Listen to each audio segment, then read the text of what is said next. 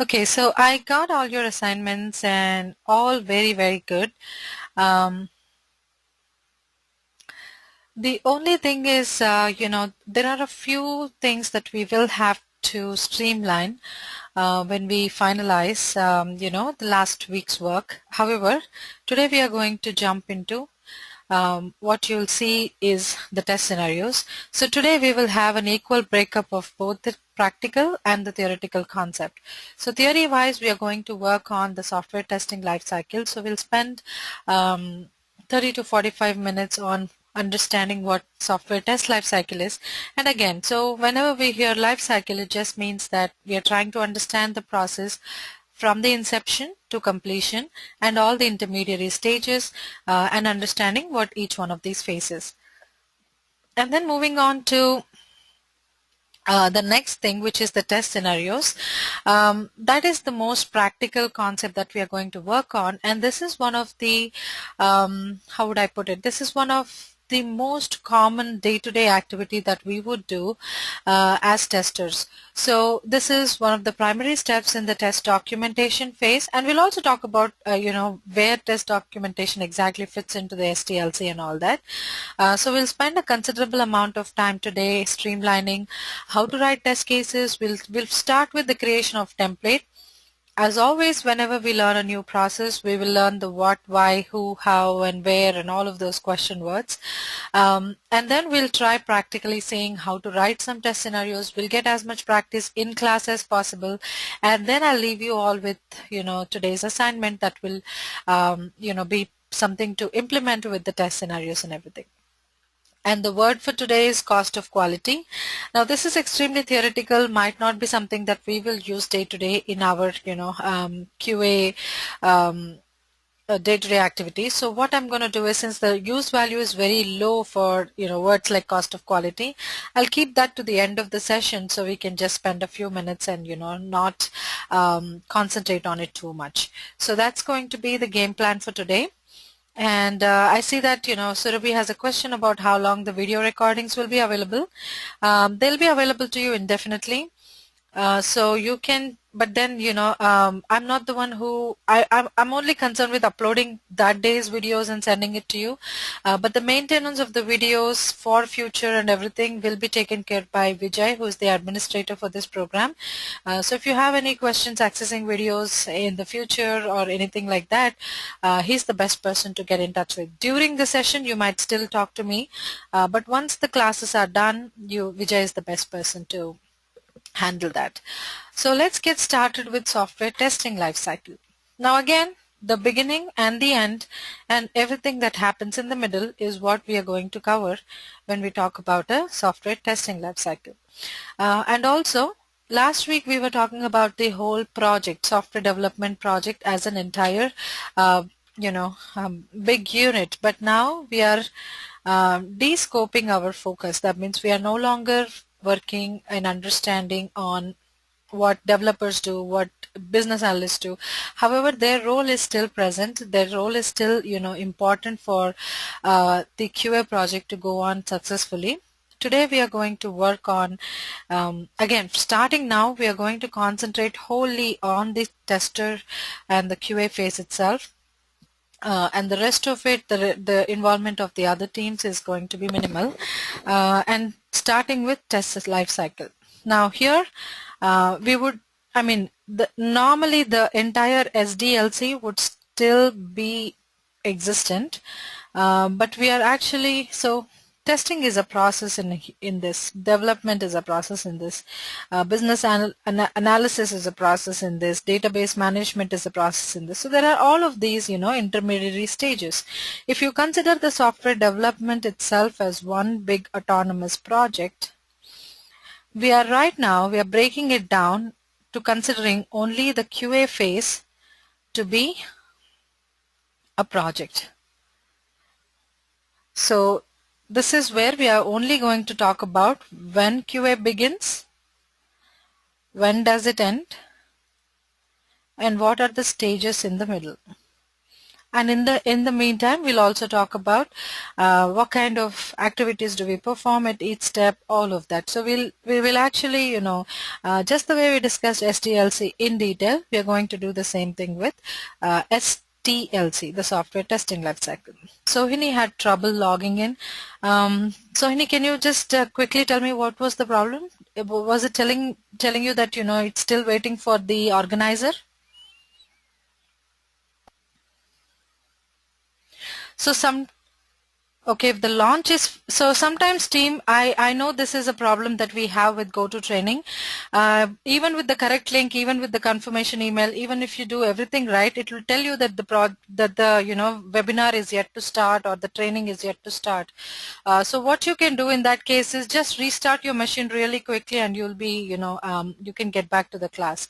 I know it's inconvenient. I know this is something, it is frustrating, but this is something that we are working with GoToTraining. It's a known defect. It is something that we're working with them. But unless they give us a solution, there's pretty much, nothing we can do. So that is why try to join the class at least a few minutes early on. So if there are any registration or that kind of errors, we can definitely address them beforehand itself. But if all else fails, just do a quick restart, or just open the task manager, just kill the GoToTraining process and start over one more time. That works most often. And I'm sorry, Sohini, that you had a problem, really. I wish I could help. As I said, we're doing all we can. Hopefully we'll figure something out soon. Thank you for your patience, really. So okay, coming back to SDLC. Now, in the in the software testing lifecycle, we pretty much had 6 phases. But SDLC is smaller in scope, clearly because we are talking about just one phase, or one group or one activity in the entire software development process. SDLC starts with what we call the test planning phase. The next phase is test design. And the third one, or the final one, is test execution. Now this is simple enough. Test planning talks about, planning the testing activity. Now there is just so much emphasis on the test plan activity that, all the CMMI, Six Sigma, or ISO, any of these standard process, standard certifications, if you look at it, they all recommend that a concrete test plan is almost mandatory for us to go ahead and be able to test effectively. So to just give you a high level idea, test plan is the activity of planning the testing. Now, would you want to take a guess at what might be included in the test plan phase? So I'll begin. So in the test plan, we probably will have the schedules. So anything else that comes to your mind, team? What to test? Perfect, that's the scope. Duration, okay, that's the schedules, but more specifically milestones. So milestones would be like team, perfect, roles and responsibilities. So how many cycles is again the milestone? Sorry about that, team. My mouse is really acting funny today, so please excuse me. And the number of testers, yes, that's a good one.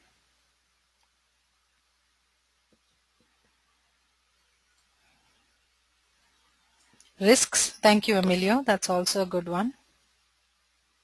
So the test plan is like your, main document that will basically direct how the testing activity is going to go on. So for example, you would know how long this is going to take, what environment we are going to use, the testers who are going to be a part of this.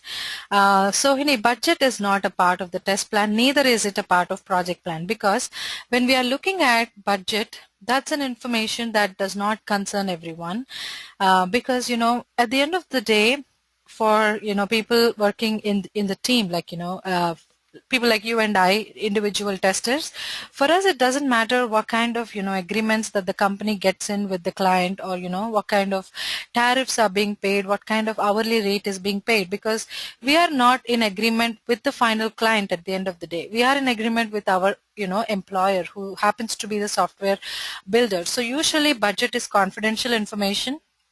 You will not find it unless you get hold of the proposal, or some of the high level documents. So budget, no. But with software to use, yes. So the how, where, who, what is being done, that is the scope. Why are we testing? That means, what are our testing objectives or testing goals? And then there is what software to use, that is tools, roles and responsibilities, the platforms, the domain. Again, domain, probably no, because again, Padma, domain is not a part of this, because domain is never treated as an independent unit. Domain is relevant only when you're talking about the application and what kind of business relevance this application has. So there will not be a specific domain, area. So no, domain probably is not, definitely is not a part of the test plan. Platform is, because platform is again about where you're testing, that is the platform in which that you're doing this. So definitely where platform, yes. And manual versus automation decisions, absolutely, that is also a part of test plan document. So here is, I mean, when you look, when you broaden your spectrum, for example, so what I'm trying to tell you is, when we have a test planning, it's a phase, correct? And we are talking about the test plan document, which is an entity, or which is a physical asset. Basically, it's a test asset basically. The deadlines and everything. Yes, great. So when you are looking at a test plan document, this is an asset, but this is a phase. So test planning is an activity. Test plan is the output that is produced out of this activity. Now let's start with understanding who does this activity. There's a hand raised.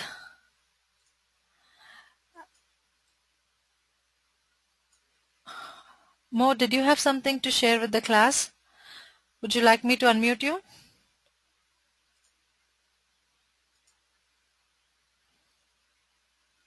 Okay, no problem.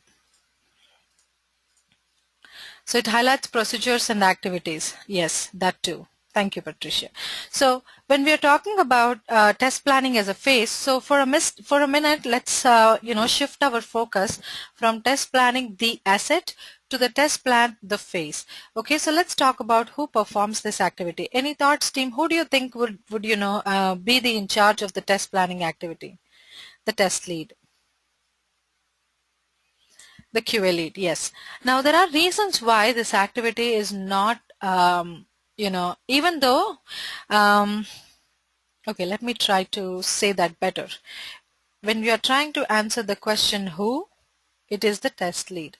Now test lead is responsible for the test plan phase and the document completely. So testing manager or test lead, it's all the same. So whoever is the in charge, or the high level one point contact for the entire team, that person is responsible for creating the test plan document. However, so we talked about how the FRD documents are a few thousands of pages. So if there's a 1,000-page FRD document and there are 3 team members, now do you think when identifying the scope of testing, that is, what to test, the test lead himself or herself can actually go through the 1,000 pages document and come up with high level, what are we going to test? Do you think the test lead alone can make that decision? No. So even though this activity is driven by the test lead, initiated and driven, so we will have to understand that this activity is initiated by the test lead and this activity is driven by the test lead, but is it in no way is it one person responsibility. But the test lead is always So usually, see, when there is a document that is very important and everybody has access to it and everybody can change it any way they like, then you are going to lose that integrity of that document, and that document stops to be dependable. You will not be able to depend on the correctness, the accuracy, the updating, or how well is that document. I mean, how much can you rely on that document is a factor that will constantly keep changing if too many people get involved in it. So that is why test plan is a document that is updated, maintained, documented, reviewed. All of that is done by the test lead. But in no way is that activity can be done by the test lead by himself. So team members, they play a supporting role, they play a contributing role, but they are not responsible for maintaining the test plan. That is an activity of the test lead. Now let's also talk about when does the test planning phase begin. Any thoughts on this, team? So I'm looking for an answer where you point me to the parallel SDLC phase where test planning begins. When do you think this begins? Sandhya says in the design phase. Okay, Sohini thinks so too. Any other difference of opinion, team, after the designing? Okay. Now usually test plan begins in the define phase. So Patricia, that's a very good observation. You would need your test scenarios for creating your test plan. However, test plan is something that is started in the define phase. Now before define is the initiate phase. Let's talk about the individual outputs that are generated in each of these phases. So let me just quickly erase that, write that better, or I might have better luck with an Excel sheet. So let me try that. Okay. So in the initiate phase, the business requirements are finalized. So let's SDLC, output of the SDLC, the parallel STLC phase,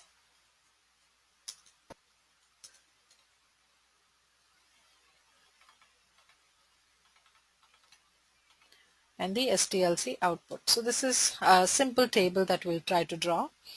Now in the initiate phase, the output is the BRD. In the define phase, the output is the FRD document, design, TDD, code. At the end of the coding phase, you'll have your AUT. In the QA phase, AUT tested and ready to go live. In the deploy phase, after the product is done, you would have live software as the output of that phase. Now usually in the initiate phase, the SDLC does not begin yet. So you have zero, the QA team does not start yet. We don't do anything. I mean, if you go by the textbook definition of what you would see in CMMI or any other standards, they recommend that in the initiate phase itself, testing team be involved. So theoretically, testing team has to start working on the project in the initiate phase itself. But practically, there is not a lot of use value. Companies would rather, hire or bring in somebody a little later and save, spending money on them, because clearly when you bring in people, you'll have to pay them. So usually in the initiate phase, even if the QAs are involved, there's not a lot of work for us there. So usually the involvement is nil or nothing. So in the define phase is where the test plan activity begins. So let's take a look at, closer look at what's happening here. So in the define phase, the FRD is still getting finalized.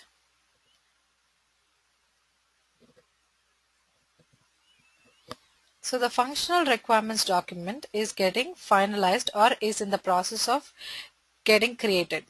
So do you think we have the requirements? Yes or no at this point of time? Now, do we have the finalized requirements or they're still a work in progress? We have a work in progress. We don't have the finalized requirement because the define is still in progress. It's not done. So we don't have a finalized set of requirements to continue our work. So when you don't have the requirements, can we do anything further? We cannot really do anything further. But what are we going to do if we start the test plan phase here itself? What do you think we'll do? Because we don't have the requirements, we don't know what is the scope of our testing, we don't know anything. Now here the test plan activity will be pretty much very high level. So when I say high level, what I mean by that is we are going to pick the VRD, and also remember there's also going to be a project plan that is prepared by your project manager in the earlier stages. So from the project plan, you'll probably plan for like 6 months project and say that starting March to end of March or in the beginning of April, you would have like, testing phase. And if the project manager has allocated 4 people for your job, so you kind of know like you kind of know like dates roughly, the number of people that you're going to work with roughly, and the sort of business requirements that this software is supposed to satisfy. So what is done here is the initial version of the test plan is created. So version 1 of the test plan inclusive of all the details that we know so far. So we just know like a project plan, we just know like roughly the dates where the project is going to be tested, roughly the number of people that we are going to work with. So that kind of high level details are what we are going to work with. Now which brings me to Tina's question. What is high level? That's a good question. High level means any time. So let me ask you something. So you are looking at a city landscape and you're looking at it from a very high, from something that is really high, like an elevated point, like from a very high level. What would you see? Would you look at the would you be able to see the small details, or would you be able to see like major landmarks and not the details? Correct. So you'll get an overview only. So high level is, always imagine yourself looking at it from a high level. So you would know that this is a car management software somehow. But you wouldn't know how it is, organized, what kind of, small nifty details are incorporated in here. All that is still not clear. So low level always means more detail. High level means something, where you take a level of abstraction and start working with it. Make sense? Yes. I wouldn't say vague. Vague again means that you're not serious about it. So probably not vague, but rough idea, something that will give you overall picture, but the details are not yet worked out. That sort of thing. Approximation, yes. So the version 1 of the project plan will include details like the dates for the test phase, the number of resources. So if the team knows already what kind of tools are going to be used from the project plan, so anything that you can pick up from the project plan is picked up and incorporated into the version 1 of the test plan. Now moving forward, let's move ahead into the SDLC. So SDLC output here would be version 1 of the test plan. Now when I move to the when the project is moved to the let me take Emilio's question. Otherwise, what about if development team and testing team are done by different companies? Who is responsible to do the project plan document? That's a good question. So if development and testing teams are done by different companies, even then at the end of the development phase, they will have to, at least you will know like, at what stage the development is coming to an end. So they would have their own project plan, but that will end until like, they come up with a like development phase. Going forward, you'll have to prepare your own test plan. So in that case, there'll still be a project plan, but probably they will not plan for what should happen in the testing phase. So in that case, you'll have to work with what information you'll have. So in your case, so in the example that you have suggested, the development team might plan for until the end of coding phase. So let's say they're saying that March X date we are going to be done. So starting this information is something that we are going to pick up for the QA test plan, because once the development ends their work, that's when the QA has to pick up. So that means starting from March X+1, you're going to start your QA. But here you will have to plan and give an estimate for how long this will take all by yourself. But you're right, there might not be that much information for you to pick up from this stage, but there'll still be something that you can get started and work with. So it's as Chandan says, it's a little bit of a coordinating effort, but you pick what you can from it. Probably, all this information that I'm saying in version 1 above, like dates and resources and all, that much extent of detail might not be available, but you'll have some starting point.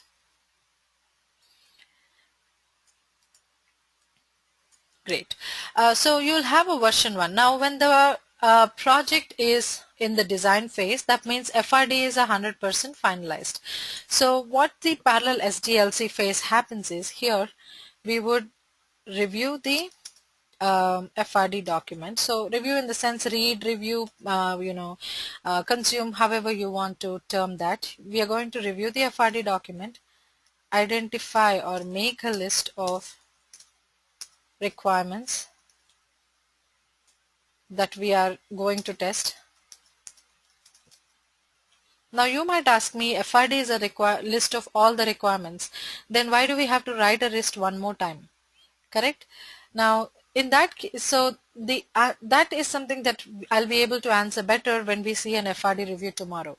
As I was saying, yes, in the last week, I'm not sure if I said this, but FRD document is not written for the sole purpose of the QA team. So there might be a lot of instances, there might be a lot of content in it that is not relevant for QAs. So we will have to do some sort of filtering, we'll have to do some sort of feasibility and check whether or not a particular requirement is testable or not, and we'll have to come up with a final list of requirement that we are going to consider for testing.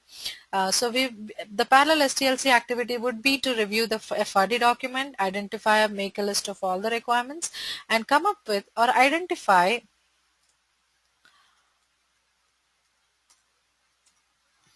what to test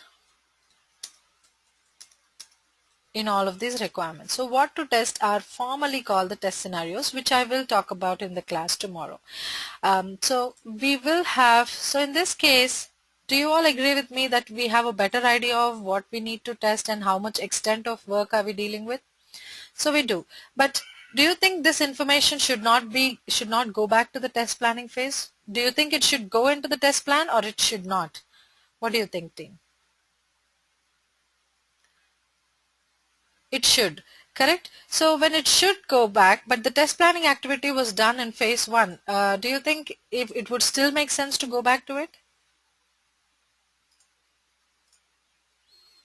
Ideally, yes. So test plan is not one phase, but here one more thing that I want to tell you is we are starting to write what to test, which means we are starting the test documentation, correct? Now we also know that test documentation is phase 2 of SDLC.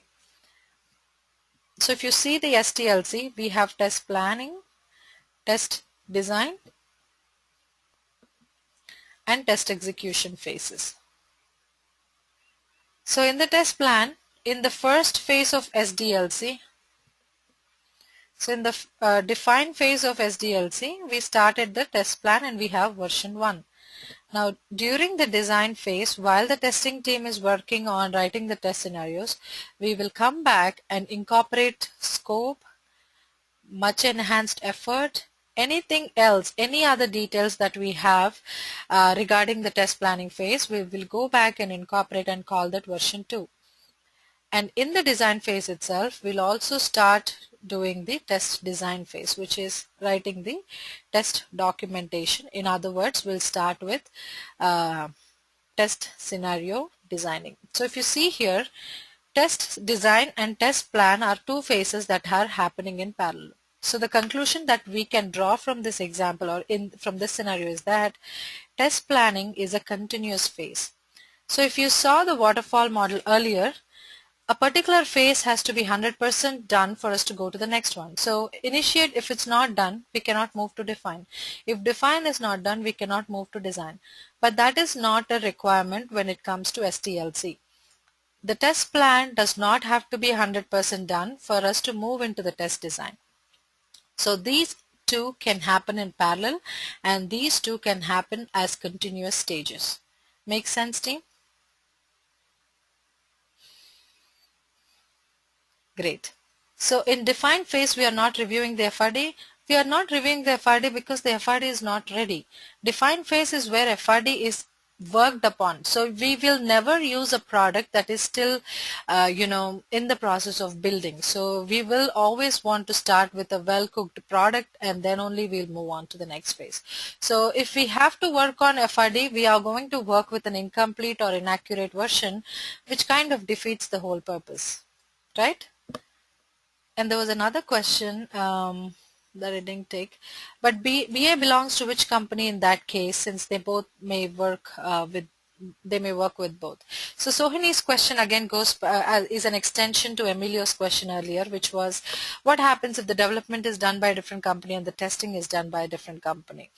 So in most cases, practically in my practical experience, in that case the BA belongs to the development company, or there must be someone who belongs to the client who will overlook both of these projects.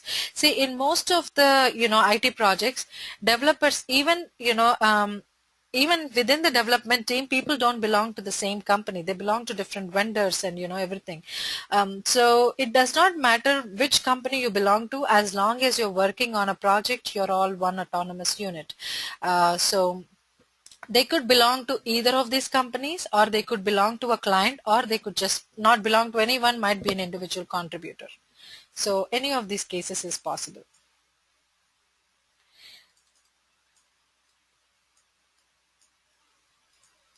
So is this the same in every model? Yes, it is the same in pretty much every model, but in Agile, a detailed test plan document is not generated at all. So that is why it is a little bit, the test plan document, since it's not generated, there is no need to go back and revisit and make a version document. Although it is recommended that some kind of test plan exists, if not like the detailed test plan. Usually test plans, they range anywhere between 20 to 30 pages, but in Agile it will just be one page where you're talking about what sprints, maybe the sprint numbers and things like that. And there's not when you look at Agile, there's not a lot of planning left, because the sprint size is constant, the sprint team is constant, there's no lot of analysis done, so there is no separate time allocated for test scenario or test writing or test designing. So in Agile, writing a test plan is not that much of an inbuilt process, but if you were to follow the waterfall method, then this is the standard procedure. So explain what is a test scenario and test case. Yes, I will do that, but let's just wait until we get to the practical part of today's session. But yes, I'm going to take care of that. Yes, absolutely. So test planning is a continuous phase, and test design is where you start writing the test documentation, that is test scenarios. Now let's move to the coding phase. So while the coding is happening, what do? We write what we call the test cases. Now test cases are all about detailed steps on how testing is going to be performed, how to test. So again, this is like step-by-step procedures of how we're going to perform testing. So this is also an activity that is that belongs to the test design category. So at the end of the test design phase, the test cases are the end output. Although test scenarios are written as an intermediary step to help us plan better and all that, but the final output of a test design phase is usually the test cases. Now let's come back and try to look at how linear or how continuous this process, the SDLC is. So let's now focus on the second and third phases, which is the design and execution. So in the test design phase, the final output is the test cases, or how to test, which I'll show you how they look like and what they are and all that. Now the next phase is the test execution phase.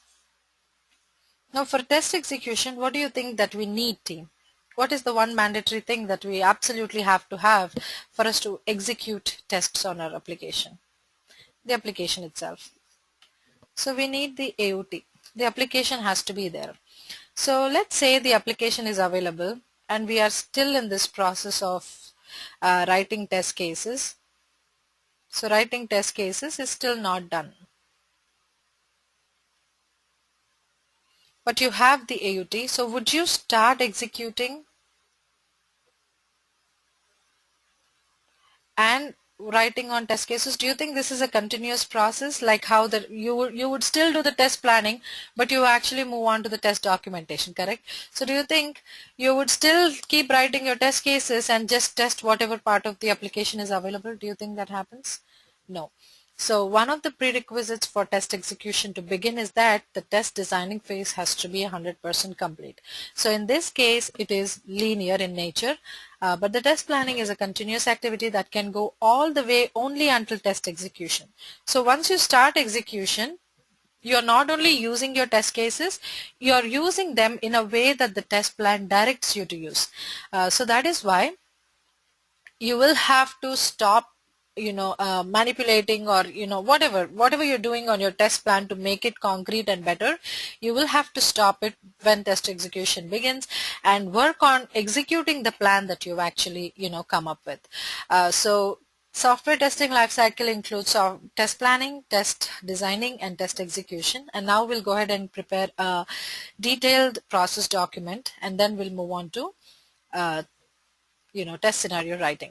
So before that, Sandhya has a question. Since we don't perform the unit and integration testing, would that be included in test cases? No.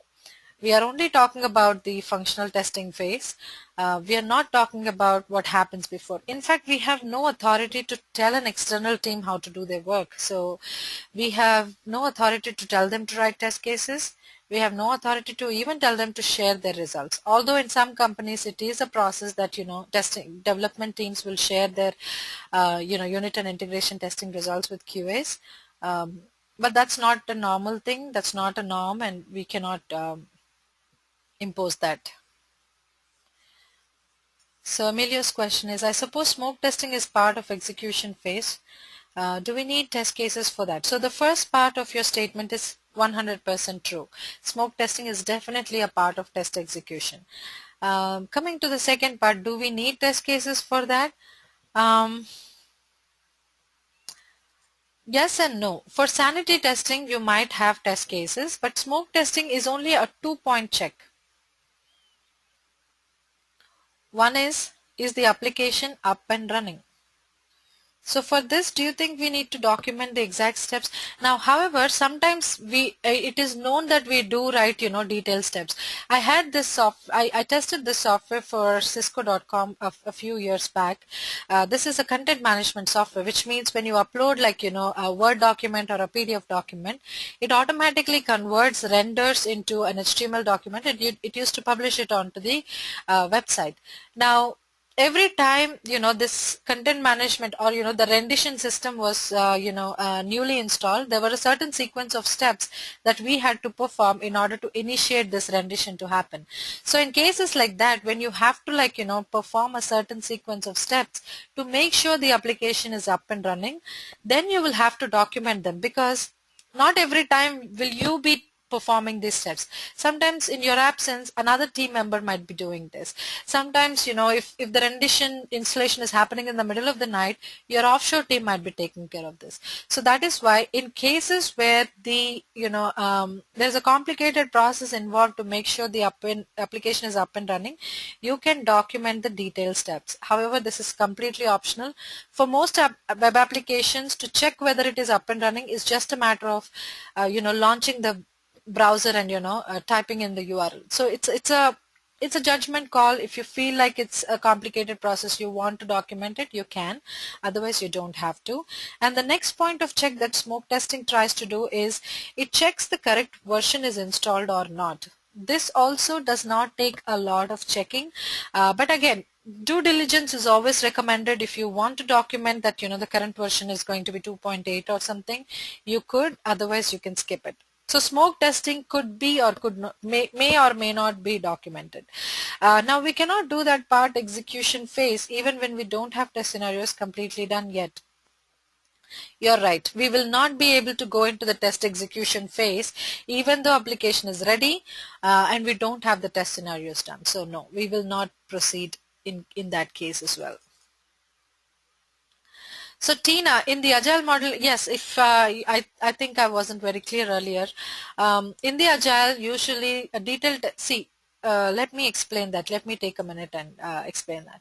So we have schedules in the test plan, we have scope. Now the scope is important in a test plan because you will have to identify what requirements to consider. But do you think you will have that leverage in Agile?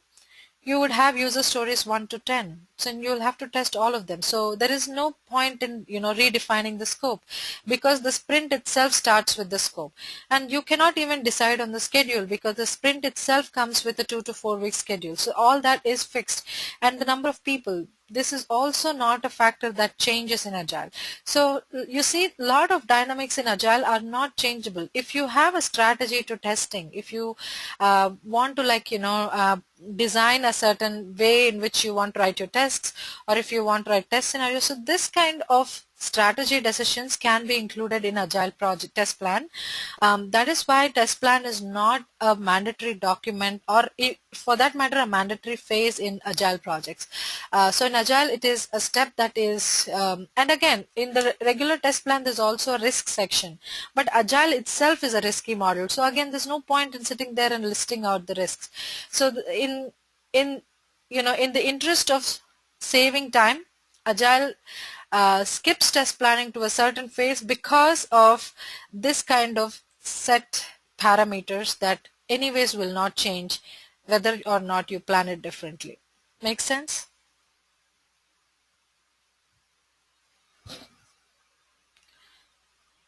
So in case of minor requirements or change specifically in Agile, do we create fresh test cases? In fact, in Agile, you don't create test cases at all. Now, this will make more sense when we look at test scenarios itself. So let's do that. Let's look at test scenarios, and at the end of that, if we still need this discussion, we can definitely have it. So for minor requirement change, so Agile does not demand or instruct any document creation at all. Everything is optional except the sprint backlog or the product backlog. So in that case, Agile will not instruct you to write your test cases. So it's up to the tester's decision on whether or not you want to do that. But going forward, when you look at test scenarios, this is going to make much more sense. So for sanity testing, yes, you would need a documentation. For smoke testing, not really. For sanity testing also, you would need to have the test scenarios and test cases all done. Only then we can say that we are ready to move into the test execution phase. So in Agile, it will be straight testing of one sprint at a time. So we talked about how testing happens in Agile. It could be interlaced with the sprint. So a sprint can have both development and testing at the same time. But that's a method that I personally haven't found to be optimal when you implement it. So usually QA phases will have one sprint lag, and that one sprint lag on day one you just start testing straight away. So yes.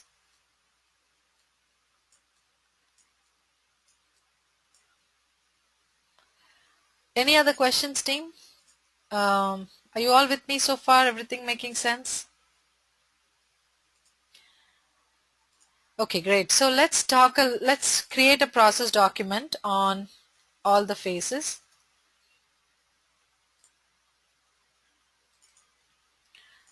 As always, what is the input? What is the output? Who is responsible, or who are the actors?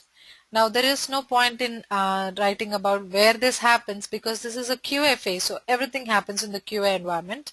That is something that's common across all the different phases we're talking about, so we're not going to write that again. And we'll also talk about what it is briefly. If it makes sense, we'll also talk about what is the parallel SDLC phase. Anything else that we might think about, we will change it. So is it the same for manual and automation projects? The test plan? No.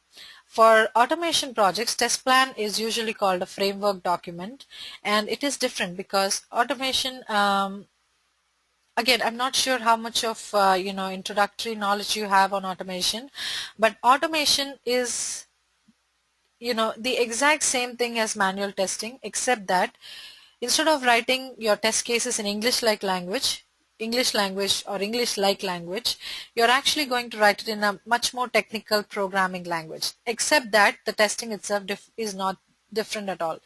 But however, when you're creating an automation test, test case, um, it takes a lot of time. So to write a manual test case, probably you'll do it in 5 minutes, but if you have to write the same automation test case, it'll probably take you an hour or two, depending on how proficient you are with the programming language.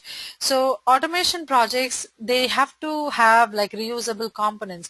We'll see all of this when we get to the end of the session. So automation is not really about dates or how many people or effort estimation. It is much more than that. It is about coming up with a strategy that utilizes resources best and maximizes the return on investment. So automation test planning is a totally different, it's a totally different game plan. It's completely, not related to this. So when we get there, we'll discuss it. Thank you for bringing it up, though, and I'll keep a note of this, and we'll discuss it when we, move to the automation part. So the input for test planning phase is the project plan, the BRD, the FRD documents, and there are others. We will talk about that as well. And the output for a test plan. So test plan document is usually a Word document, and I will give you a detailed overview of how this document looks like, what kind of details are incorporated. In fact, starting tomorrow, we can get started on working with the test plan and things like that. That's fine.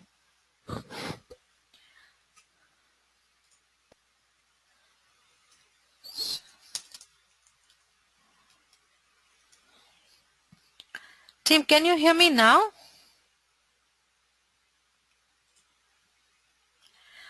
Okay, I don't know why that's happening. You know what? I thought it was the problem with my internet connection. I thought that was dipping, and I moved the router right next to my machine and, and things like that. But I don't know. Maybe go to training. Sorry about it. So letting me know. Otherwise, I would just keep talking on and on. But is it still going? Hmm.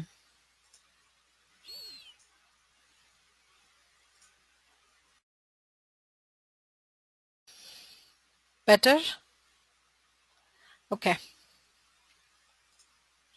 So who does this activity? It's usually the test lead or the test manager. So whoever is the representative for the QA team as a whole, they are the primary, they are primarily responsible for the test plan document. It's not because, and also remember in an IT team, it's not about, who is higher in rank or who is lower in rank. That is never the attitude, or that is never the way IT projects work. It's all about, somebody taking leadership, somebody, taking the initiative, somebody being in charge of something. That's all. It's not ranks. There is no really bureaucratic, ranking system here. So test lead or test manager does not mean that they're higher up or anything like that. It just means that they have a much different responsibilities profile than we do. Then there is the QA team, and they play a contributory role or contribution, whatever. So QA team contributes in terms of giving the QA lead or the test lead appropriate inputs on what is the scope or how long is it going to take for the documentation. So basically it's a combined effort, and the team will contribute whatever they can in, for the test plan document. And what this really is so time, effort, scope, testing strategy. That means how are we going to test, what are we going to test, in what order, what tools are we going to use, what data are we going to use, what environment are we going to use, what risks can we foresee, and how can we mitigate or eliminate them. All the information that helps in directing the testing activity is documented in this stage. So this will also include when to stop testing, when to start testing, what is the, start criteria, what is the end criteria, all that is defined here. The parallel SDLC phase here is that you would start this during the define phase, continue through design and coding phase, because it keeps changing. Test plan is a dynamic document. That's why, because you don't just create it once and use it multiple times. You just kept current as much as possible. And then there is the test design phase. The input for this phase is mostly the FRD and sometimes the TDD, and we'll talk about where the technical design document might contribute for us to create our test cases. So we'll see that later on when we discuss stress testing. So in the test design phase, the input is the FRD and the TDD document. Now, the technical design document and its importance is very limited, probably, but mostly it is dependent on the FRD.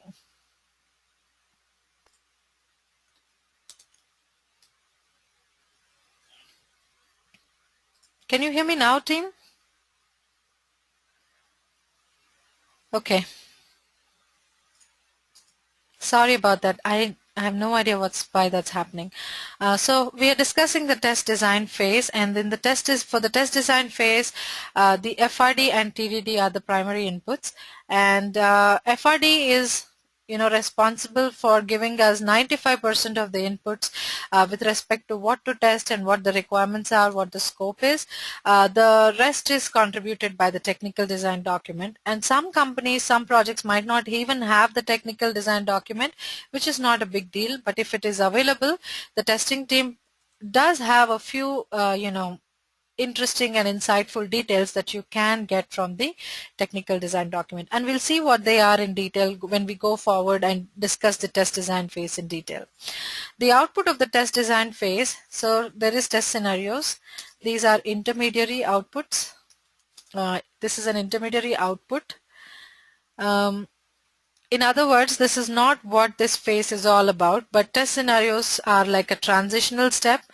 But the final output is the test cases, that is step-by-step instructions of how to perform the tests or what tests to perform.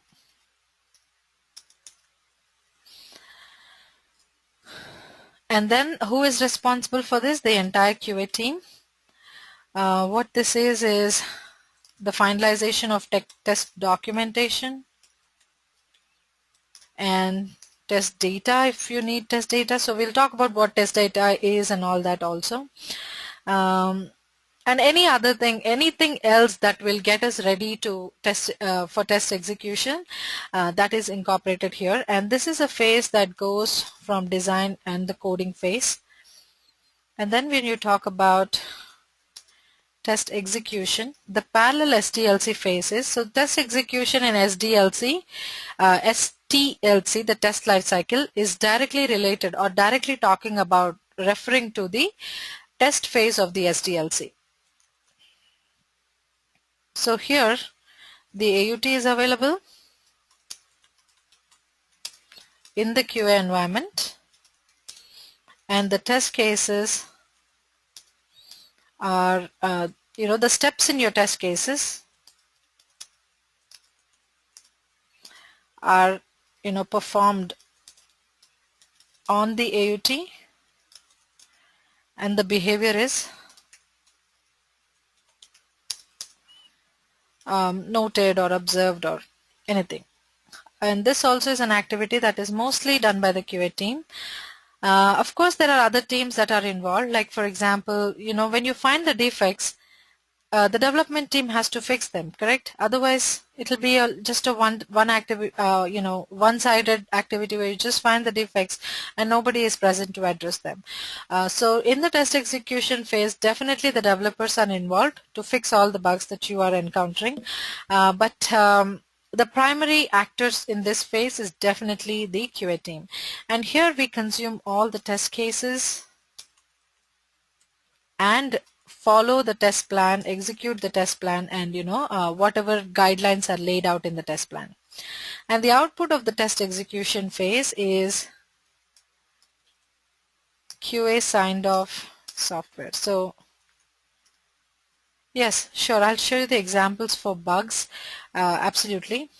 Um, So yeah, this is how you would have, I mean, you would use the test cases and the test plan. At the end of the test execution phase, you would have the QA sign off. Then QA team is responsible for this. AUT is available, and you perform all the steps. The parallel SDLC phases test. Test planning and test designing are two things that can go in parallel. Test execution, however, has to precede the test design and the test planning phases.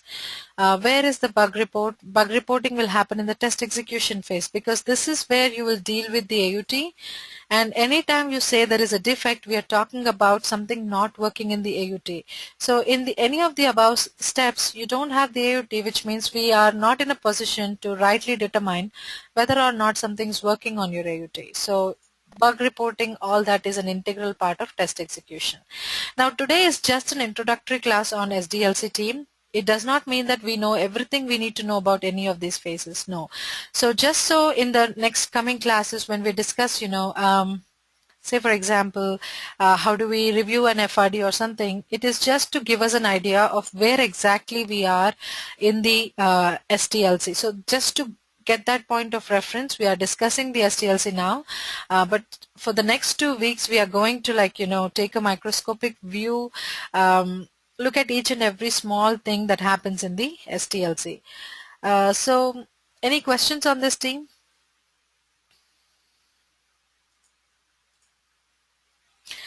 Okay, so let me ask you a question then.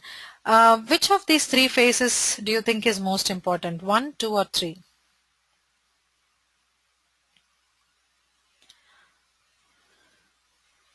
Okay, I see that there's a mixed opinion. Okay.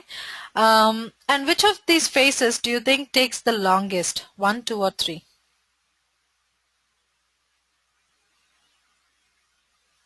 Okay. Again, there's a mixed response.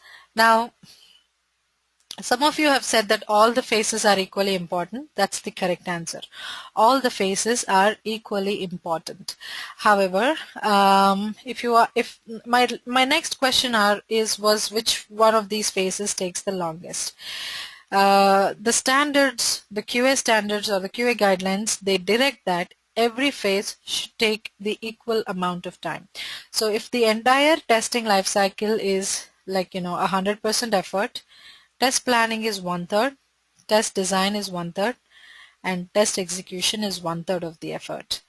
Now, if we look at SDLC, roughly if you think this will take 6 months, taking away the initiate and deploy where we don't have anything to do, we are talking about 4 months, correct? So in this 4 months, for the test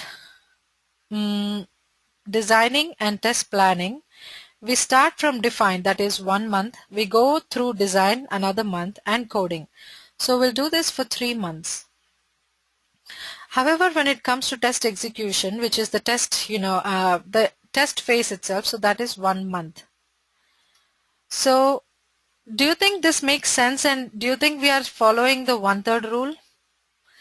The test planning and the test design phase is taking 3 months and the test execution is taking 1 month. Do you think we are still able to achieve the 1/3 division? We are not. Then how come we are not able to follow that standard?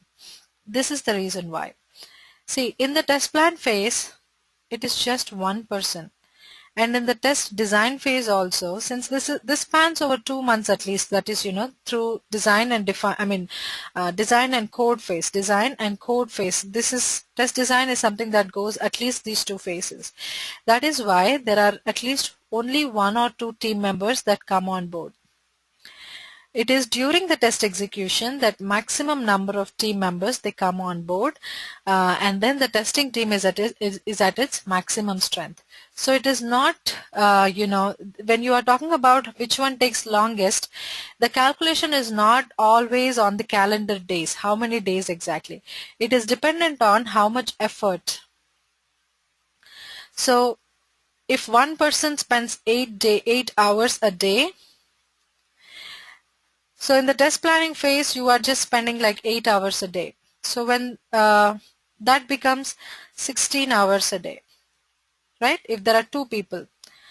Once it's test execution, it probably will get doubled. So that is 32 hours a day.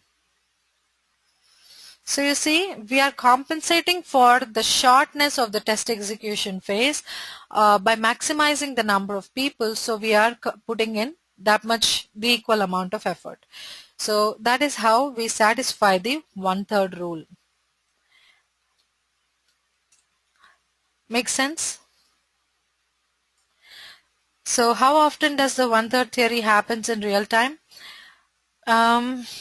Emilio, again, if you're working in a traditional sort of a work environment, then I would say it happens always. Absolutely.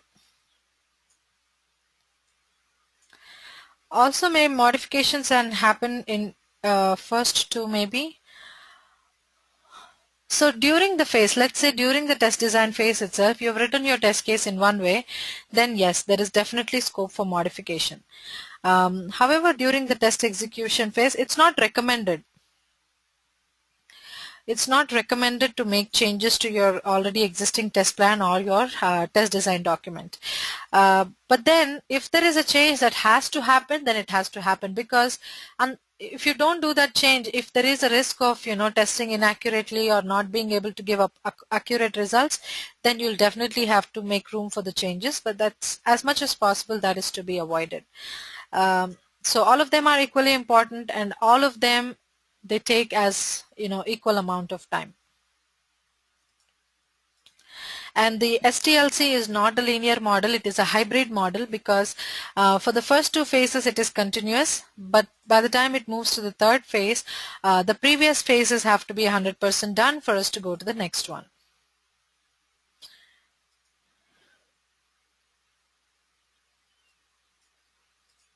So Sohini, is your question that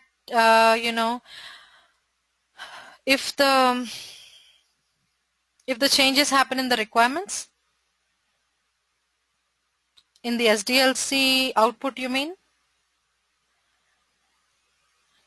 Actually, see, that is what in the traditional waterfall model, such kind of changes are not supposed to happen. So once the output of a phase is generated, that is pretty much concrete. So in Agile, you don't even go through all of these, sequence steps. And in Agile also, once, a requirement is picked up for, a particular sprint, it usually doesn't change. And even if it changes in the coming sprints. So in the current sprint, there will not come a situation where you have thought that a requirement should work a certain way, and a change happens and it needs to work in a different way. So no. Requirements have to be finalized for anything else to happen, whether it is Agile or waterfall. So no.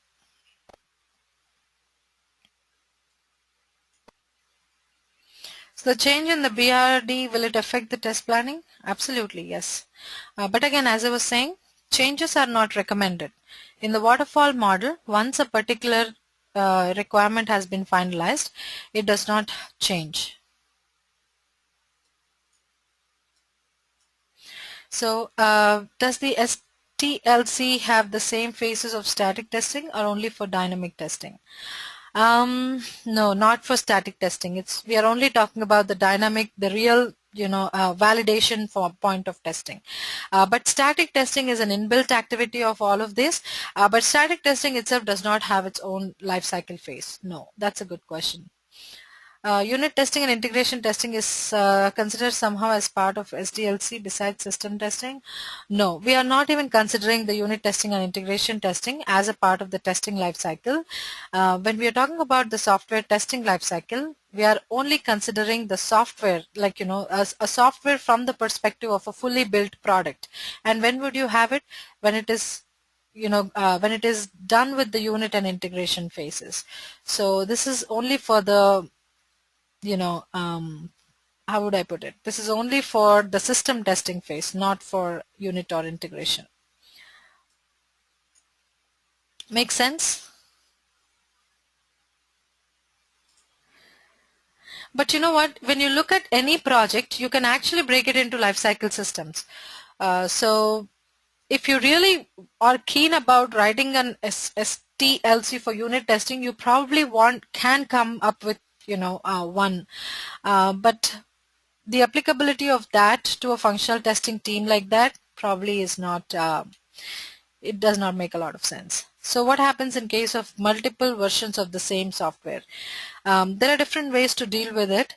For the first thing, I mean, whenever we start, considering a particular software and a particular piece of code that needs to be built as part of a particular project, then there will not be multiple versions. The current version will be fixed. And if you're talking about future versions that are going to come up, they're all going to be dealt with as if they are new projects. So those type of testings are carried out in an unsystematic way outside the QA team. Who takes decisions about?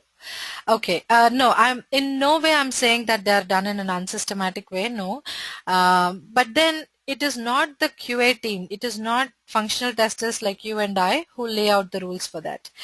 So no, they probably are not done in an unsystematic way, but the decisions of how unit and integration testing have to be done is taken by the project manager and the development team lead, not by the QA team lead. See, because we don't have the expertise in that area, we do all know a little bit of theory, but we probably, when it comes to, working with code and being able to come up with a framework that works for all that, we probably will fall short in that area. So we are not the experts on it. That's why it's usually the development team lead or the project manager who will make decisions like that. So who usually does those types of testing, like reviewing the requirements, etc.?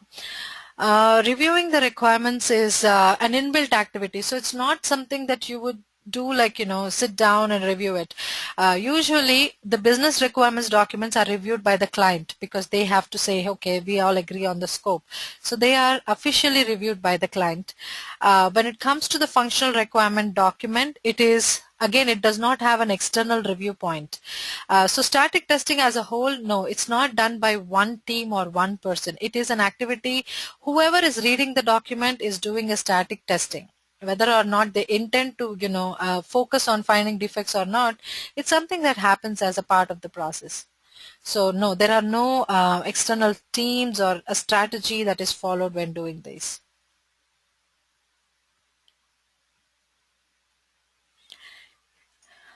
All right. So that actually brings us to the STLC, to the end of the STLC discussion. I think we can now move on to trying and writing test scenarios. All right. Now, some of you have picked the CARS application to write your what to test components. The thing that I noticed is that for some reason we are only, again, this is something that will come from practice. All the work that you've put in is great, but the lines that we should be thinking about is how applicable is the software to the business that we are conducting. There was just one participant from the class who has actually incorporated test scenarios like that. So what I mean by that is there is a functionality called view inventory on the application, on the cars application at least. So view inventory, what would it show us? All the cars that are available for sale. Now the features of this page, like cars are displayed in a list. There is a way to sort them, ascending, descending, by price, by range, and by mileage, and all that you could do. And you can select the number of results displayed on a page. So if you want to display like 10 cars per page, you can do that. The details of the car itself are present for each one of them. There's pictures. If you like a particular car, you can print the information regarding that. So all of these are, options that are available, visual elements on the page that is view inventory. Now, I'm not saying that these are things that we will not test. These are things that we will 100% of the time definitely test. But you know what? Even if all of this is working, and if still the view inventory is not doing what it's supposed to do in terms of the business, then this page certainly falls short. So what I'm trying to tell you is inventory is supposed to display you the cars that are available for sale. Now, do you think this is a constant number or this is a number that can change? Yes or no? Is it a constant or is it a dynamic value? It's something that is subject to change. So we are only concentrating on the visual elements, which is great. To begin with, it's great. But you'll also have to think about how the parameters on this change can alter from time to time. What are the factors that will cause these changes to alter? And if the site is able to handle it or not. Let's say, for example, you have chosen to buy a certain car, and that car is actually sold out, at the store front, like the physical brick and mortar store. Let's say the car is sold out, and that could happen, correct? Now when the car gets sold out and you're trying to buy the same car, are you going to be happy with it if it's not available or the site does not update it? That's not going to be a pleasant situation. And these days, websites or the applications, they are really representative of the business itself, and all consequences of the website not being able to perform the way it's supposed to perform are really bad. So always think about the business. So if you're checking the view inventory page, what probable changes can happen to the inventory or the size of the inventory that we have? The car dealer might be available, might actually get his hands on a new car that is available for sale, which means there is an increment to the number of cars that are getting displayed. And there is, if a car gets sold, then there should be a decrement, or that car should get removed from it. So you will have to incorporate scenarios like this that will test the business itself. Now if you ask me how will that happen, these things are some things that you'll pick up on it based on your experience. But whenever you're writing test scenarios, of course, you'll always look for the, elements on the screen, which is important. But beyond that, always think about what possible, changes can happen in the business. Is the site able to handle that business situations or not? So these are things that we will have to definitely focus on. And prices, yes, always the dynamic elements, whatever have to change, always think about it. And if a new car is getting added to the list, how is it getting added? Is it following an alphabetical order, or is the newest car coming up first? So pay attention to all of these details, because a lot of times these are the areas where the application will fail the UAT. Because user acceptance testing, they're not worried about whether you're able to print something or not. So because they come with the assumption that all of those elements will be tested through during functional testing, and which they are for the most part. But if they don't find all of these to their satisfaction, the UAT is going to fail, which means the last step before the software goes out live is something that's failing, which means we are responsible for not catching a defect that probably would have been obvious if we thought a little bit around how the business gets conducted. So try to write your test cases in a or test scenarios, or I mean, of course, I haven't gone to the technical term of what test scenario means and why do we write that, how do we write that, and all that. But when you think about what to test, always think about, or always place an emphasis on the business. Patricia's question is, so do we need to know the database structure on how it is organized, like item-wise or price-wise, or how is it? That's a good question. And chances are we don't have to. You just have to talk to your developer once if you don't know that yet. Usually all that kind of information you will either find in your use case document or in your business requirement document. But if you're not finding that, all it takes is like an email and checking with your developer and asking them, hey, what is the order, and how are these things sorted on the page. So it's as simple as that. We don't really need to know the database structure. If you know that, that's great. And if you need to know the database structure, the technical design document might be a place that you want to check, for finding what kind of database structure is being used. Well, yeah, that's one thing that I wanted to explain before we went any further. So let's start with test scenarios. So test scenarios are, so when do we get started, or what is the input for writing test scenarios? Sure. In fact, I'm going to show you. Sohini, why don't you give me just a day, because tomorrow I'm anyways going to discuss the functional requirement document, and that will be a good context to discuss the use cases as well. So I'll make a note of that, and you do that as well. If I miss out, just please remind me and we'll definitely get there. So the input for test scenarios document is the BRD and the FRD document. And we know that this is something that is written by testers. So what a BRD, what a test scenario is a one-line definition or pointer basically. This is like a pointer of what to test in a particular requirement.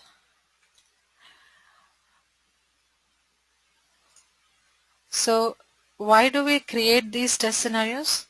Because these are like a transitional step between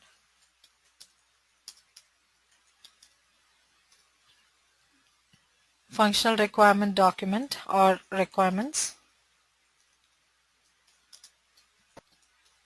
and test cases, which is kind of like the final output of the test design phase. And when does this happen?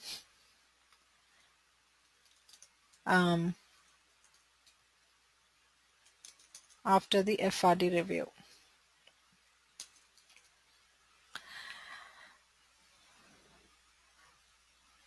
And this is a transitional step that will help us with test documentation, and it also helps with test planning or scope definition and effort estimation. So how does this help us do all that? We'll take a look at that in a little bit. So to write the test cases, usually templates are followed. Now what is a template? A template is nothing but, a certain standard format. Now when I got all of your assignments, some of you have written it in Word documents, some of you have written it in Google Docs and shared it with me. Some of you have used Excel sheets, some of you have actually typed it in the email body itself. Now if I have to consolidate all of them and come up with or count how many test scenarios I got, do you think it's possible for me to do that in some from all of these diverse sort of formats? It is not. So, and then there was really no harm done because we were keeping the assignments informal. We were trying to work with what everybody is comfortable with. But in a real project scenario, we talked about how everything is teamwork. So at the end of the day, if you have to consolidate everybody's work, or if you have to come up with the standard format to actually see, there is no there's always a right or wrong way to do something. So how can something be wrong if we don't define the right way? So template is a way of defining the right sequence of steps that have to be followed in order to formally document the what to test components. And as Chandan says, Excel works best, and I am also partial towards the Excel sheets because they're very easy to work with. I'm sure most of you agree with me.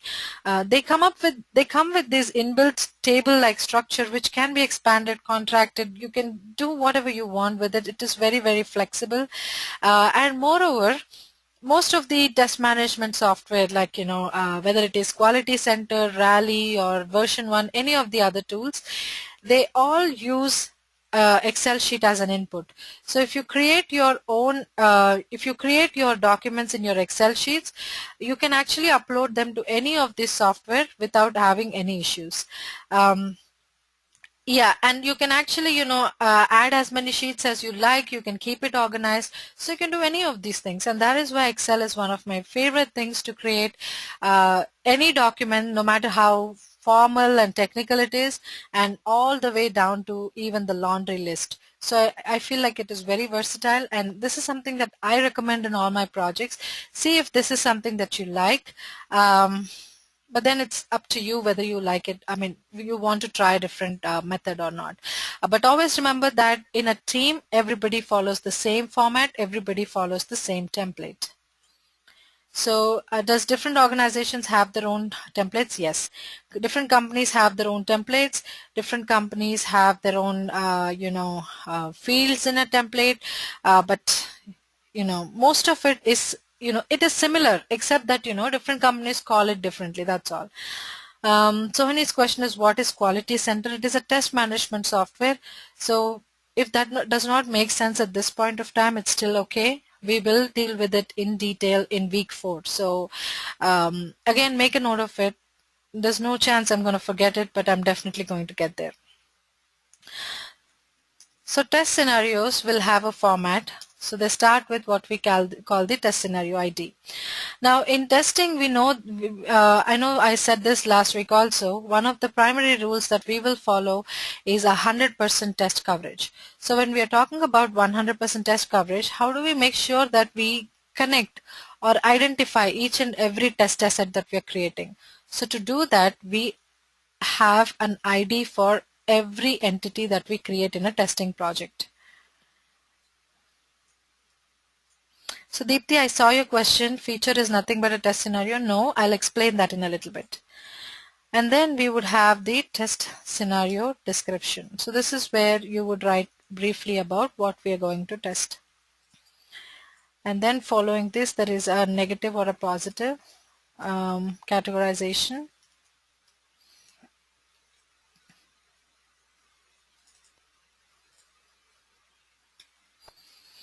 You can have the importance field.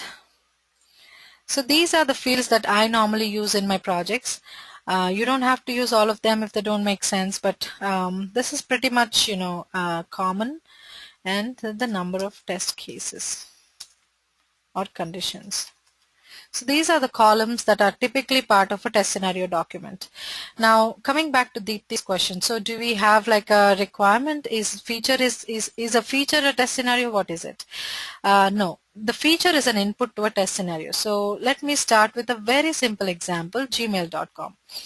Now the feature in the gmail.com example here is that if gmail.com is the AUT, yes, you will need one or more test cases to cover a test scenarios to cover a test case. You're right. So if gmail.com is my AUT, one of the features of the gmail.com is the login is restricted, right? It is only, Gmail can be only accessed by people who have, authorized login IDs, registered login IDs and passwords. So this is a feature that the login is restricted. Now what would you test in this feature? You would test that if I have a valid username and password or authorized registration details, am I being able to log in successfully? So this is something that I would check, definitely, number one. The second thing that I would check is if I have a valid username and an incorrect password, or the combination of that, is the login unsuccessful? So this is again something I'll again check. Similarly, again, of course, whether, in case username or password, either one of them are incorrect, the login is going to be unsuccessful. But for just extra measure, you would check with an invalid username and an invalid password. So when I use a username that is not registered, it will tell me that you are not registered yet. You probably will have to register. So a slight difference in the error message I'll probably see, but then it will be an unsuccessful attempt at registration. So here I have one feature and I have 3 aspects to test in this. So you see, one and all of these, when I write them formally, will become my test scenarios. So let me go ahead and write this example, and then we will see another example, and then probably that will make more sense. So let's say this is for the requirement, login is restricted only for registered users. So if that is the test scenario requirement for which I'm writing the test scenarios. So the test scenario IDs, I like to always prefix them with TS because that will make the identification easier, followed by the module name, 01. Now you don't have to follow this method, or you don't have to follow this naming convention. This is something that I find works, because see, if I don't write that it's a login, I'll have to incorporate another step or another column where I try to write what module this belongs to. So for everything I'll have to write login and all that. So from the name it will not be self-evident, and I'm actually having to write more data. So this is one way that I find that it is very effective. To minimize the amount of text that I'm entering, at the same time keeping it meaningful. So in the test scenario description, I like to start my test scenarios with the word validate, but you can use anything. You can say check or test, or if you want to keep it informal, is the login ID working or not? So you can actually choose any kind of wording that you like.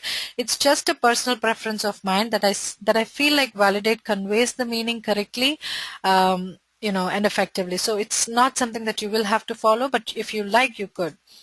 Validate if the user is able to log in successfully when a correct username and password combination is entered. Validate if a user is able to validate if an incorrect password error message is displayed when incorrect password is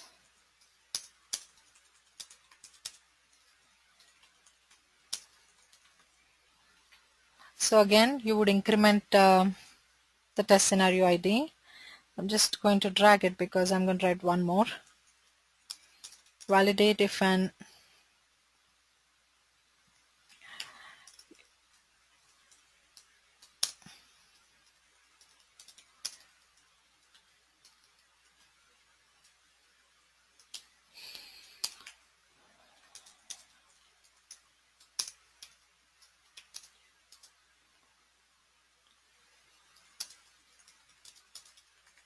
so there are different things that can happen in the login situation. And negative or positive, we'll talk about that. Importance also, we'll talk about that in a little bit. And all that we'll talk about the rest of the fields in a little bit. But does this step make sense? And Emilio's question is, there's usually one-to-one correspondence between a test functional requirement and a feature. Most of the times, yes. Maybe, see, it depends. See, for example, if login is just one feature, correct? So in the login, if you're talking about the registration part, then there is a one-to-one. But if you're talking about login and the username field itself, you're trying to check and see, what kind of data it takes. So if you're testing it for limit, if you're testing it for, format, if you're testing it for length or anything like that, then it would be one-to-many. So a feature and a function maybe not one-to-one correspondence always. No. But that's a good point, actually. It made me think, really. So no.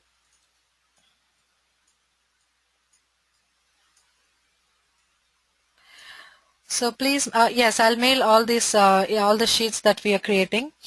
If for login to validation is successful, then why would we read the result as unsuccessful for the test?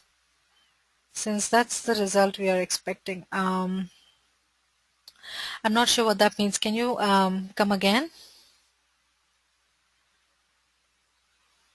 So validate if an incorrect. So the message says that the username and or password is incorrect. So it's just something in quotes. I'm not looking for an incorrect password error message here.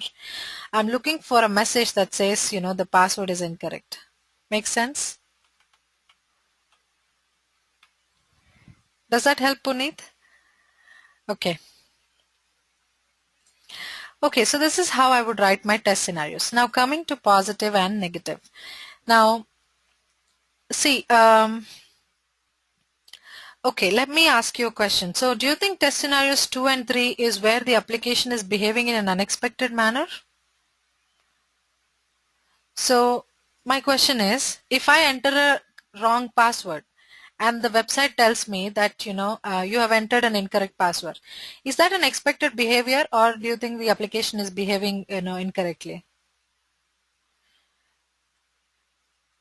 Okay, it is an expected behavior. Thank you.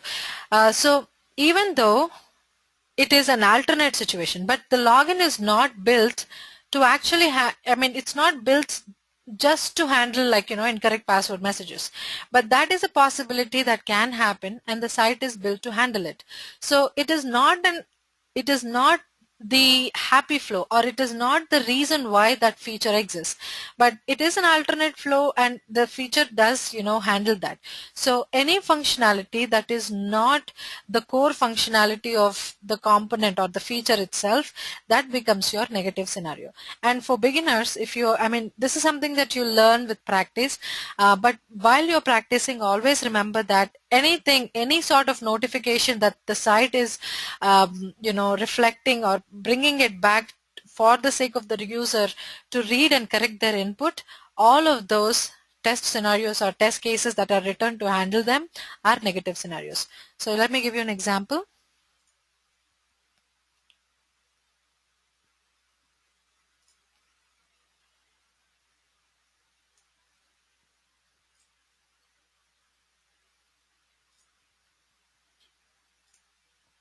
That's a good question, Sonali. I'll come to that in a little bit.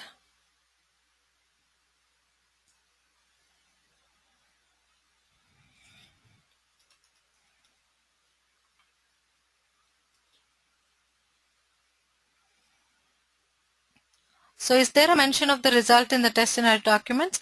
Ideally, no. But I don't like to write I don't recommend writing test cases that are vague in terms of what result they're going to produce. For example, I can just write validate. So I can write this in a different way. Let me show you how.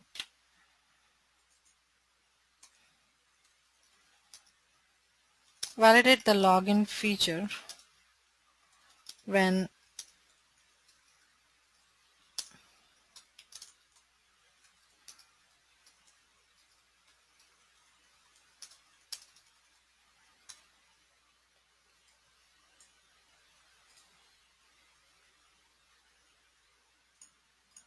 So the difference between the orange text and the black text. Now, which one do you think is much more clearer of what is, how the feature is supposed to behave?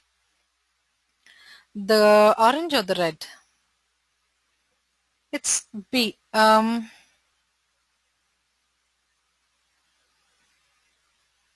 So do you guys find the orange one clearer?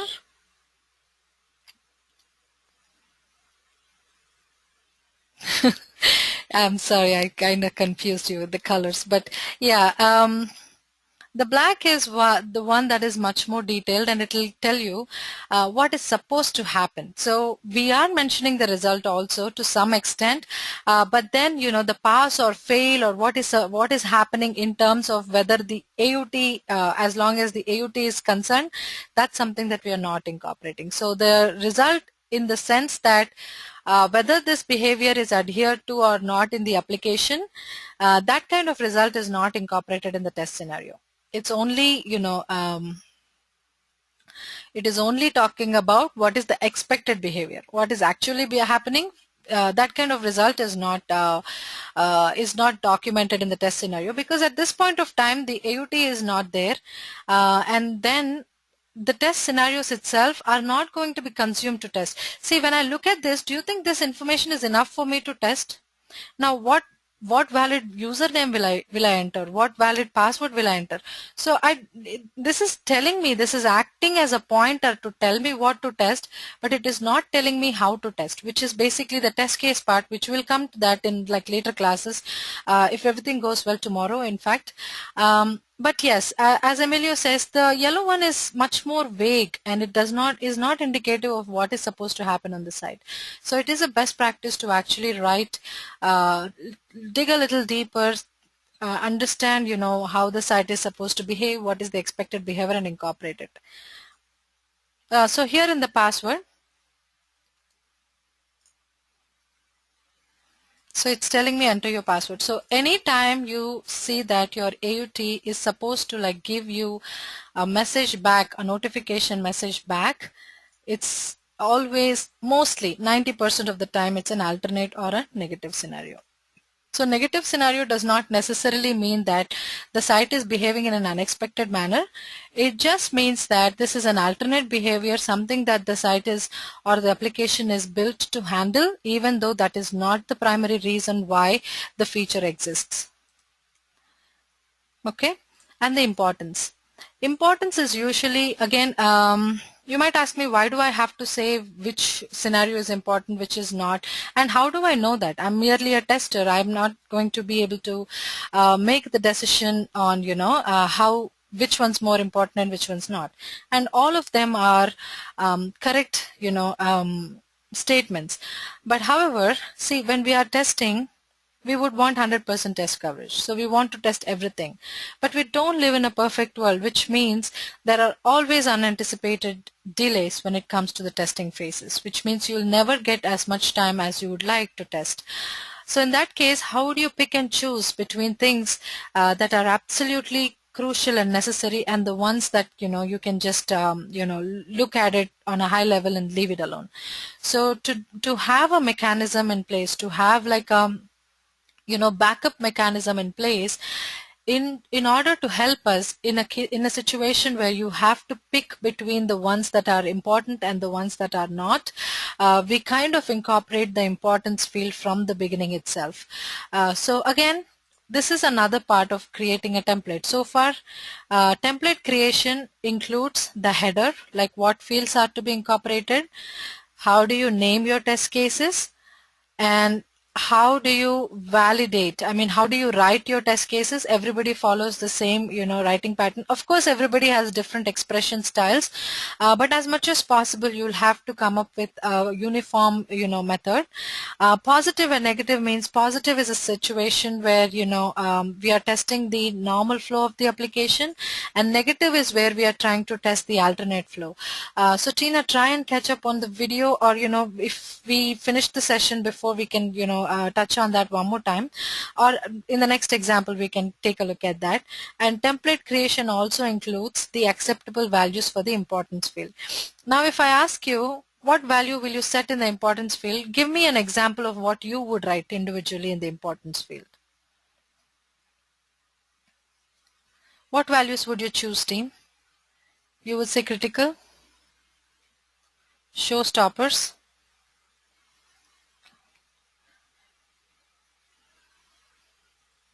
very important, priority, critical, medium. So you see here there is a whole gamut of values, and if I leave it to, when we leave it to, individual choices of what the field should be, somebody might say this is totally important, the other person might say this is like, completely, trivial, not important. So there is like the whole set of words that you could pick up.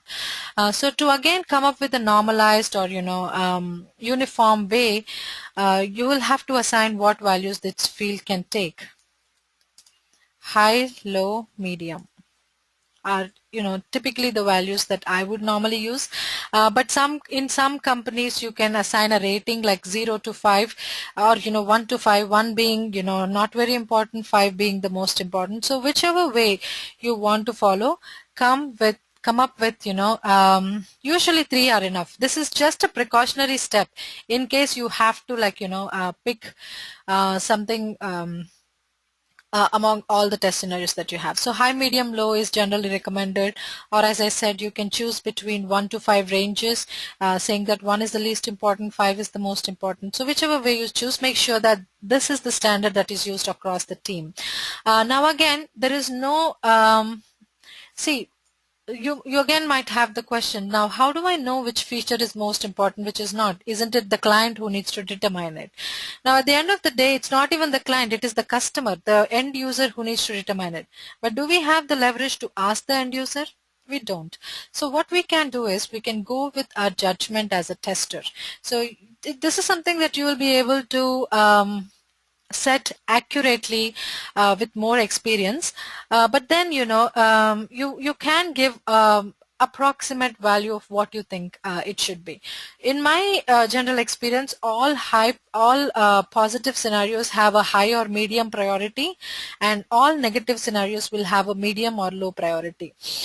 So use your judgment. You don't have to get this accurately right, and in fact, if you're still in the process of practicing, you don't have to write this, you don't have to fill this column yet.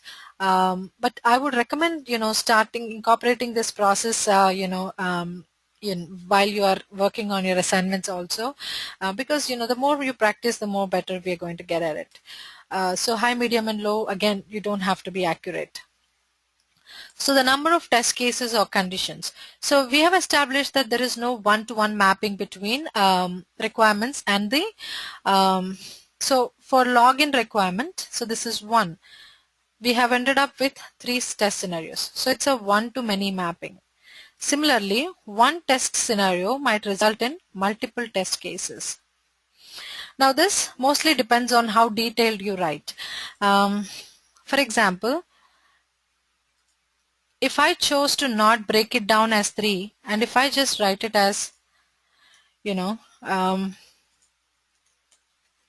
validate if the appropriate message is displayed when incorrect username and or password is entered. So if I just write a test, and so in place of these two, if I write something like this would mean 2 things, correct? One is an indirect username and an indirect password. So the number of, incorrect username or an incorrect password. So I'm going to end up with 2 test cases in this case, correct? When I go ahead and, break it down into individual test cases, test them in detail, I'll end up with 2 test cases. So with test scenarios, you can write them as high level as you like, or you can break it down into individual. So usually this is also not a rule that there is also one-to-many relationship between test scenarios and test cases. So here you would give an approximate value of how many test cases that you might end up with. Okay, so let me actually, give you what the assignment is and actually write an example assignment wherein I will set the number of test cases column, and that will make it much more clearer for you.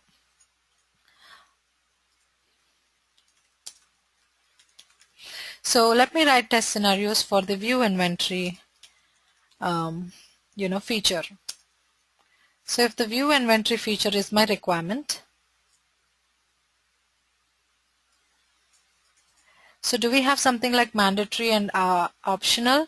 All the fields normally are mandatory, but depending on your team, depending on how much you want to prepare ahead for contingencies and all, you can leave the importance and the number of test cases field, and actually they're not that much of a work, so I don't recommend doing that. So incorporate all the 5 columns as a plan.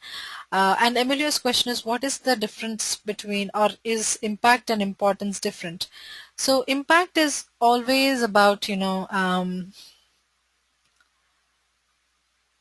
I'm trying to think that. I think it's only the context in which they're used.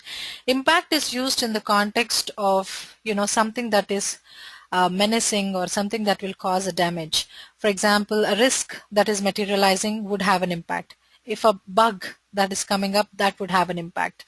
But importance is about how much of a positive experience the user is going to have based on a particular feature. At the end of the day, both of them mean more or less the same, but the context in which they are used are slightly different. So today's assignment, if you haven't guessed already, is to write at least 5 to 10 test scenarios for any feature that you like, or more than one features is also fine. So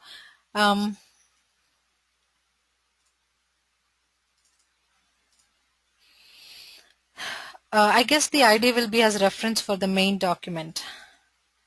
Yes. So the test scenario is like serial number or code which we can use further and track with those numbers. Yes. Both yes.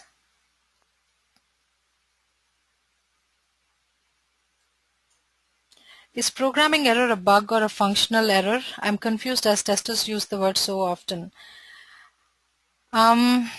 See, anything that has a negative impact on your application is a bug. So whether it is a programming or it is functional. So see, if something went wrong in your program, your function wouldn't work. So all of those things are interrelated, interconnected. So yes, both of them are a bug. Any problem in your system is definitely a bug. And then the number of test cases. So in the view inventory, I'm going to write ts underscore inventory underscore 01. The test scenario description is, I would say, validate if the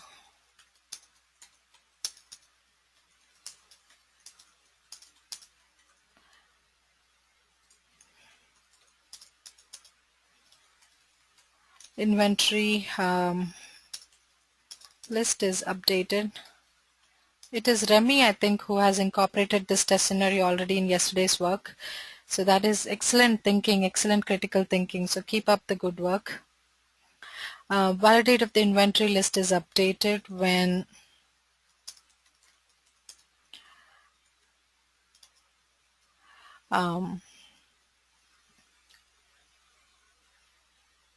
validate if the when the number of available cars changes.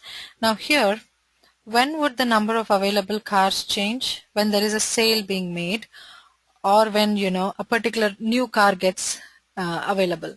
So update in the sense the number of cars available can increase or decrease. So there are two possible situations this might happen, correct? And when a sale happens, this could happen online or this could happen in store. So the decreasing also happens in two different areas. So you will have to test both of these conditions. You will have to test both the increase and decrease. So you're looking at approximately 3 to 4 conditions that you will check whenever you're checking the updating of the inventory. So I'll just give an approximate number, 4. So this will help me in planning better.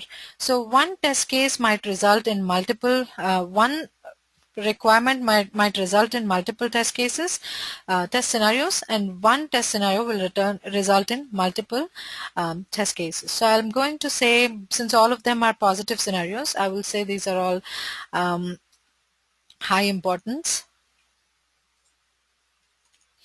And the negative scenario, all of them are positive because they are not they're not like resulting in any display of notification messages. So validate if the view inventory displays the available cars for sale. So in the display you will look for the sort order, search order. So if you want to club all that in this one test scenario and say that you're going to get 10 test cases, that is fine. Or if you want to break it down and write each test scenario for sorting, number of test cases, cars displayed per page, if you want to do that, you can go for that level of detail. That's up to you.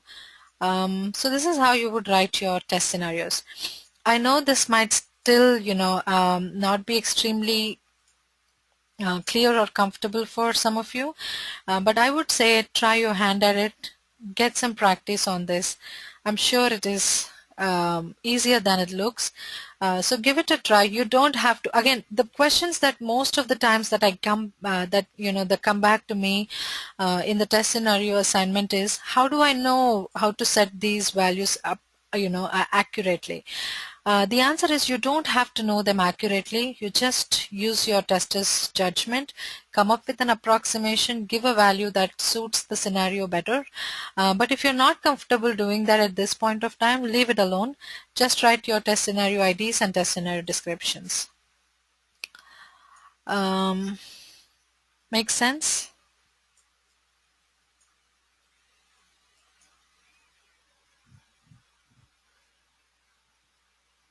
So the test cases are going to come up later. We are going to break this down. So Okay, let me give you a little bit context about where we are going to write this. So from the FRD document, it says that there is a features called view inventory, and this works in XYZ ways. So all the behavior is listed out here. So in the behavior that you're going to test, what you are going to do next is you're making pointers in terms of test scenarios on what you would test in here. The how comes later. So to help explain this, let me take a simple example. So this is an example that one of my previous students brought it to the class. This is about how would you test a can of Coke. Now to see, testing is a 3-point or a 3-step process. One is identifying the requirements.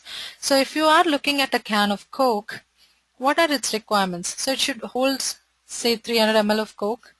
The tab has to be closed when the customer gets it. All the ingredient and all the information has to be printed, so on and so forth. So all that is happening. So if you just consider the requirement number 1, what would you test in that requirement number 1, which is the 300 ml requirement? You would test whether or not the liquid content inside or the Coke inside that is 300 ml or not. So this is something you would test. So here, if your requirement is this 300 ml volume or the content, the amount of the liquid that needs to be tested, the what to test, this is the second point, is to check whether or not it's there. The how to test is the next point. So how would you check if the 300 ml is there or not? You could actually pour it into a measuring cup, right? So there are steps to do this. So you'll open the tab, pour it into a measuring cup, check the reading on it and all that. Or you could actually use a weighing scale and check this in ounces, and then you can convert it into milliliters and all that stuff. So there are different ways to checking whether or not a particular requirement is satisfied. So testing is a 3-step process. One is knowing what the requirement is. Next is identifying what to test, which is your test scenarios. And the third is writing detailed steps of how to do this, which is test cases. So test cases is something that will move forward. So to check this test scenario, to check this one particular condition, whether or not the 300 ml liquid is there or not, there are 2 ways to do this. 2 tests you can check. One is by weight, one is by, volume or whatever it is called. So 2 ways. So these are 2 test cases that you can perform to check. So one-to-one, in this case, between the requirement and the test scenarios, there's a one-to-one mapping, but it does not have to be so. One-to-many is normal. In this case, there is one-to-many, 1-to-2 test scenarios to test cases. So tomorrow we'll see test cases, and that will make more sense.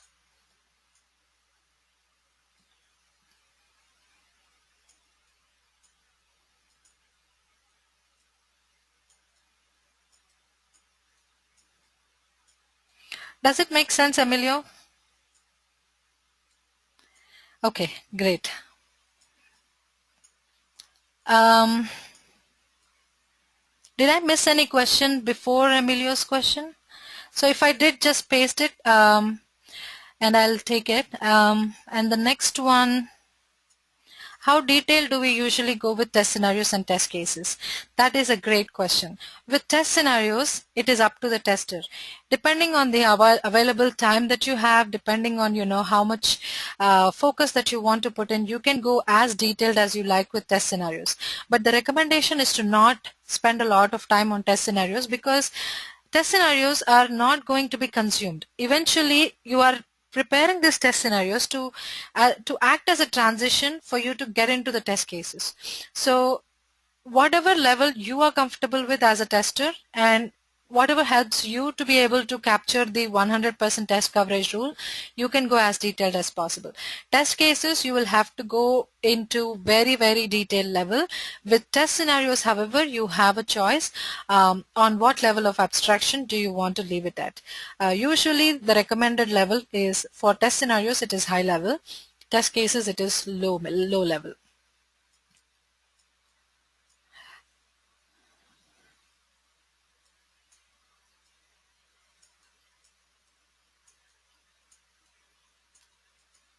Can test cases be extra detailed? Then yes, test cases always should be.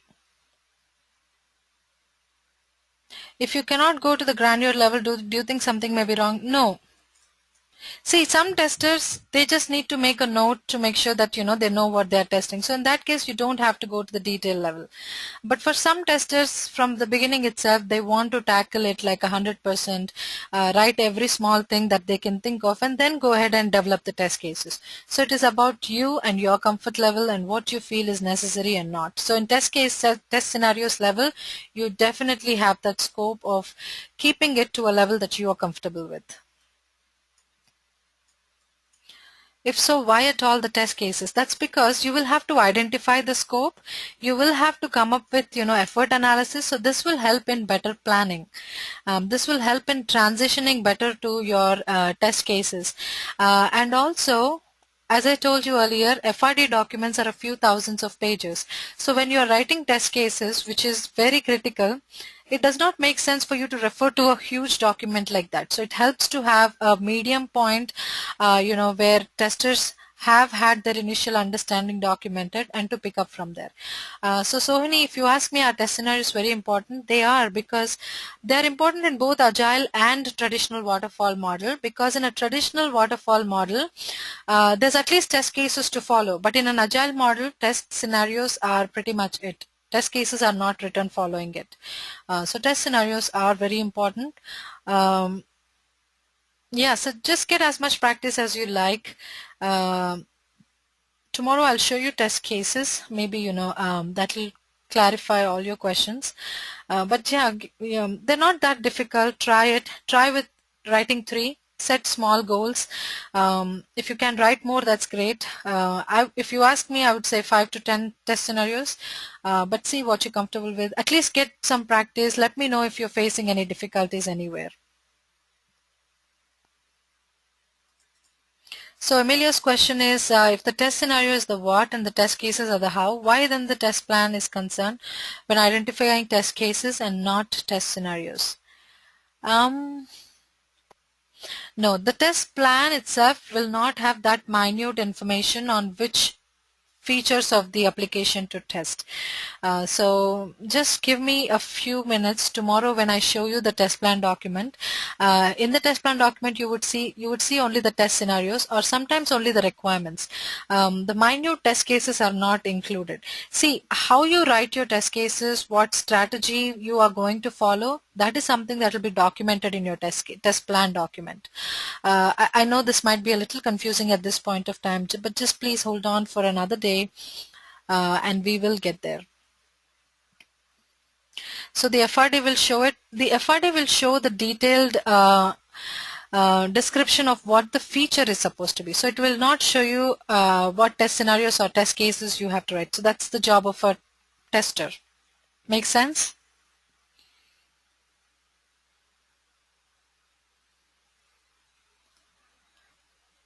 So we'll have to add to the matrix. No, matrix is the matrix is next week, and let's not get into the matrix yet. So if you're talking about, are you talking about this matrix? Or are you talking about the traceability matrix? Traceability matrix is nowhere related to the actual testing. It's only a kind of, tool that we use to check whether or not we're doing 100% test coverage. So no, we are only trying to do the 3-step process. Identify the requirements, figure out what to test, and then how to test. So testing is just a 3-step process. It's as simple as that. So this is step 2, the what to test. Tomorrow we'll see the how to test. Yes, we will discuss the difference between test plan and test strategy document. Yes, we'll do that. Absolutely. Any other questions, team? Anything else? And Tina, just try to see if you can figure out the difference between positive and negative. If not, tomorrow I'll start with that topic. Just let me know, okay?